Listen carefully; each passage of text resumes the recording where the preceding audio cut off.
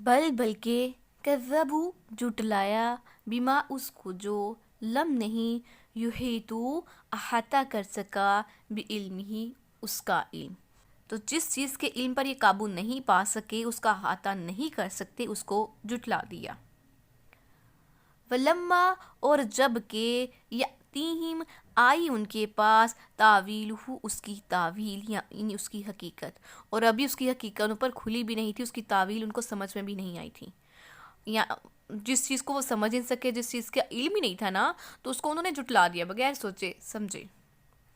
کذالک اسی طرح کذب الذین جھٹلایا تھا ان لوگوں نے من قبلہم ان سے پہلے، تو ان سے پہلے لوگ جو تھے انہوں نے بھی اسی طرح تکذیب کی تھی، اسی طرح جھٹلایا تھا۔ فانظر پھر دیکھو، کیفا کس طرح کانا ہے عاقبات الظالمین انجام ظالموں کا، پھر دیکھو کہ ظالموں کا انجام کیسا ہوا۔ تو یہ کافر لوگ بغیر سوچے سمجھے بغیر علم حاصل کیے اسے جھٹلانے لگے۔ ابھی تک اس علم کی حقیقت ان پر کھلی بھی نہیں تھی، تو اپنی جہالت کی وجہ سے اس ہدایت سے محروم رہ گئے اور چلانا شروع کر دیا کہ ہم اسے نہیں مانتے۔ تو اس سے پہلے کی امتوں نے بھی اللہ کے کلام کو اسی طرح جھٹلا دیا تھا، جس کی بنا پر وہ ہلاک کر دیے گئے۔ تو آپ نے دیکھ لیا کہ ان کا انجام کیسا ہوا۔ ہمارے رسولوں کو نہ ماننے کا انجام کبھی اچھا نہیں ہوتا۔ تمہیں ڈرنا چاہیے کہیں تم بھی ان امتوں کی طرح آفتوں کا نشانہ مت بن جاؤ۔ وَمِنْهُمْ اور ان میں سے میں یؤمنو جو کوئی ایمان لائے بھی اس پر، اور ان میں سے کچھ ایسے ہیں جو اس پر ایمان لے آتے ہیں۔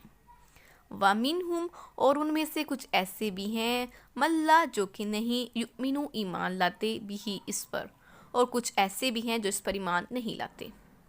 وَرَبُّكَ اور آپ کا رب عالم جانتا ہے بالمفسدین فسادیوں کو، اور آپ کا رب جو ہے فسادیوں کو خوب جانتا ہے۔ اللہ فرماتے ہیں کہ تیری امت کے بھی بعض لوگ تو اس پر ایمان لے آئے ہیں اور تجھے رسول مان لیا ہے اور تیری باتوں سے فائدہ اٹھا رہے ہیں، اور بعض ایسے ہیں جو کہ ایمان سے محروم رہ گئے۔ اچھائی ان کے حصے میں نہیں، تمہارا رب مفسدین کو خوب جانتا ہے۔ وَإِنْ اور اگر کذبوک وہ جھٹلائیں آپ کو، فقل تو کہہ دیجئے لی میرے لیے اعمالی میرا عمل، وَلَکُمْ اور تمہارے لیے عملکم تمہارا عمل۔ اگر یہ تمہاری تکذیب کریں، تمہیں جھٹلائیں، تو کہہ دو کہ مجھے میرے عمل کا بدلہ ملے گا اور تجھے تیرے عمل کا۔ انتم ہو تم بریئون بیزار یا بریء ذمہ مما اس سے جو اعمالو میں عمل کروں، اور تم مجھ سے بریء ذمہ ہے جو میں عمل کروں۔ وَأَنَا اور میں بریء ذمہ ہوں مما اس سے جو تعملون تم عمل کرو، اور میں بریء ذمہ ہوں جو تم عمل کرو۔ اللہ تعالیٰ فرماتے ہیں کہ اے نبی کریم صلی اللہ علیہ وآلہ وسلم، اگر یہ مشرکین تجھے جھوٹا سمجھتے ہیں تو تم ان کے کاموں سے اپنی بیزاری کا اظہار کر دو اور کہہ دو کہ تمہارے اعمال تمہارے ساتھ، میرے اعمال میرے ساتھ، جیسا کہ حضرت ابراہیم علیہ السلام نے اور ان کے ساتھیوں نے اپنی قوم سے فرمایا تھا کہ ہم تم سے اور تمہارے معبودوں سے بیزار ہیں جنہیں تم نے اللہ کے سوا معبود بنا رکھا ہے۔ وَمِنْهُمْ اور ان میں سے من جو یستمعون سنتے ہیں الیک آپ کی طرف، یہ کان لگاتے ہیں آپ کی طرف، ان میں سے ایسے بھی ہیں جو آپ کی طرف کان لگاتے ہیں، آپ کی باتوں کو سنتے ہیں۔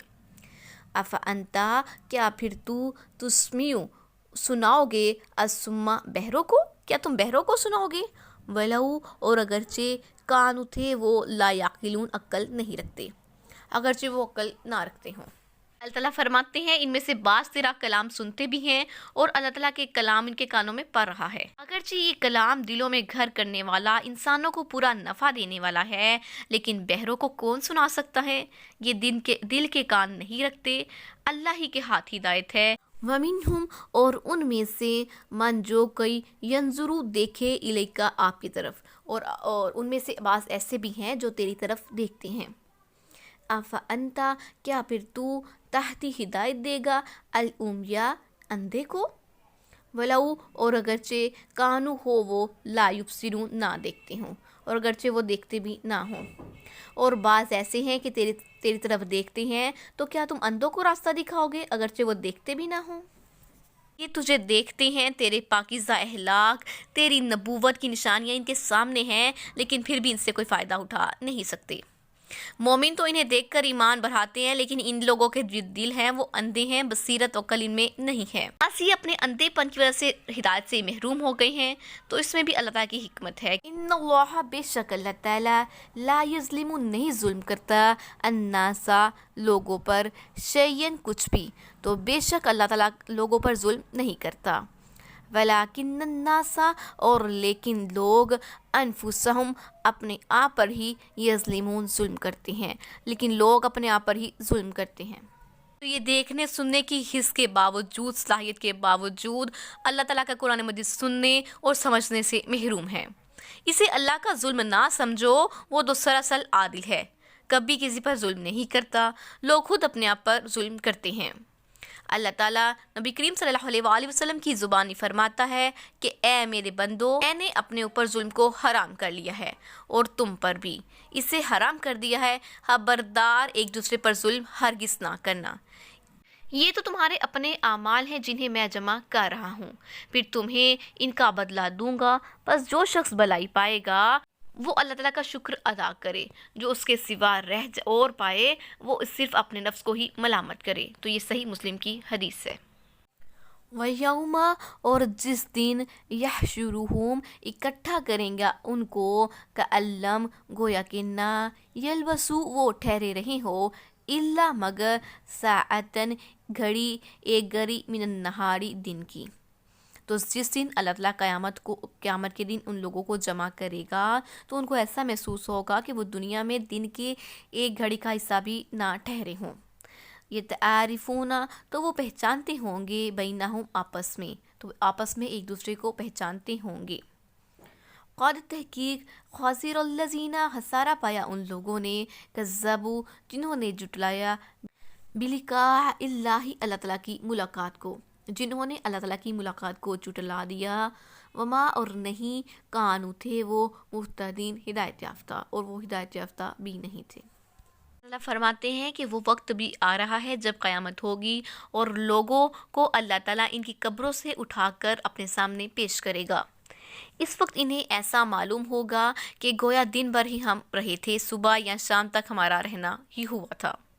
کہیں گے کہ 10 روز ہم نے دنیا میں گزارے ہوں گے، تو جو اچھے حافظے والے کہیں گے کہاں کے 10 دن، تم تو ایک دن ہی رہے۔ تو قیامت کے دن یہ قسمیں کھا کھا کر کہیں گے کہ ایک ہی گھڑی رہے۔ تو ایسی آیتیں قرآن مجید میں بہت سی ہیں، یعنی انہیں دنیا کی زندگی بہت ہی تھوڑی معلوم ہوگی۔ تو سوال ہوگا کہ کتنے سال دنیا میں گزارے، جواب دیں گے ایک دن، بلکہ اس سے بھی کم۔ اس وقت بھی وہ ایک دوسرے کو اچھی طرح سے پہچانتے ہوں گے، جیسے دنیا میں تھے ویسے ہی وہاں بھی ہوں گے، رشتے، کنبے، باپ، بیٹی، ہر کسی کو الگ الگ پہچان لیں گے، لیکن ہر کوئی نفسا نفسی میں مشغول ہوگا، جیسا کہ فرمان الہی ہے کہ سور کے پھونکتے ہی حسب و نسب سب فنا ہو جائیں گے، کوئی دوست اپنے کسی دوست سے کچھ سوال تک نہ کرے گا۔ جو اس دن کو جھٹلاتے رہے وہ آج خسارے میں ہیں، ان کے لیے ہلاکت ہوگی، انہوں نے اپنا ہی برا کیا اور خود کو ہی برباد کیا، تو اس سے بڑھ کر خسارہ اور کیا ہوگا۔ وَإِمَّا، اور اگر، نُرِيَنَّكَ، دکھائیں آپ کو، بعض الذی، بعض وہ جو، نعدہم، وعدہ کیا ہم نے ان سے، او یا نتوفینک، ہم فوت کریں ان کو، یا اگر ہم کوئی عذاب جس کا ان لوگوں سے وعدہ کرتے ہیں تمہارے سامنے کر دیں یا انہیں فوت کر دیں، فَإِلَيْنَا، پھر ہماری ہی طرف، مرجعُہم، لوٹ کر جانا ہے ان کو، پھر ان کو ہماری ہی طرف لوٹ کر جانا ہے۔ ثم اللہ، پھر اللہ تعالیٰ، شہید، گواہ ہے، علی ما یفعلون، اس پر جو وہ لوگ کر رہے ہیں، تو اللہ سب لوگوں کے اعمال پر گواہ ہے۔ فرمان ہے کہ اگر تیری زندگی میں ہم ان کفار پر کوئی عذاب اتاریں یا تجھے ان کے عذابوں کے اتارنے سے پہلے ہی اپنے پاس بلا لیں تو سب نے لوٹ کر ہمارے ہی پاس آنا ہے اور ہم پر کسی کا کوئی عمل پوشیدہ نہیں ہے۔ جیسے کہ ایک حدیث میں ہے کہ ایک مرتبہ حضور صلی اللہ علیہ وآلہ وسلم نے فرمایا، گزشتہ رات اسی حجرے کے پاس میرے سامنے میری ساری امت پیش کی گئی۔ کسی نے پوچھا، جو موجود لوگ تو ٹھیک ہیں لیکن جو لوگ ابھی پیدا ہی نہیں ہوئے وہ کیسے پیش کیے گئے؟ تو آپ صلی اللہ علیہ وآلہ وسلم نے فرمایا، ان کی مٹی کے مجسمے پیش کیے گئے، جیسے تم اپنے کسی ساتھی کو پہچانتے ہو ایسے ہی میں نے انہیں پہچان لیا۔ وَلِكُلِّ أُمَّةٍ اور ہر امت کا رسول ہوگا اور ہر امت کا رسول ہوگا۔ فَإِذَا پھر جب جاء آتا ہے رسولہم ان کا رسول، تو جب ان کا رسول آ جاتا ہے، قُضِیَ فیصلہ کر دیا جاتا ہے، بینہم ان کے درمیان، بالقسط انصاف کے ساتھ۔ اور جب ان کا رسول آ جاتا ہے تو ان کے درمیان انصاف کے ساتھ فیصلہ کر دیا جاتا ہے۔ وَهُمْ لَا يُظْلَمُونَ اور وہ ظلم نہیں کیے جاتے۔ ہر امت کے رسول ہیں، جب کسی امت کے پاس رسول پہنچ گیا تو حجت پوری ہو گئی۔ اب قیامت کے دن ان کے درمیان عدل و انصاف کے ساتھ بغیر کسی ظلم و زیادتی کے حساب لیا جائے گا۔ ہر امت اللہ کے سامنے ہوگی، رسول موجود ہوگا، نام اعمال سامنے ہوگا، گواہ فرشتے ہوں گے، ایک کے بعد ایک دوسری امت آئے گی۔ لیکن یہ جو آخری امت ہے اس کا فیصلہ سب سے پہلے ہوگا۔ بخاری مسلم کی حدیث میں ہے کہ حضور صلی اللہ علیہ وآلہ وسلم فرماتے ہیں، ہم سب سے آخر میں آئے ہیں لیکن قیامت کے دن سب سے پہلے پیش ہوں گے۔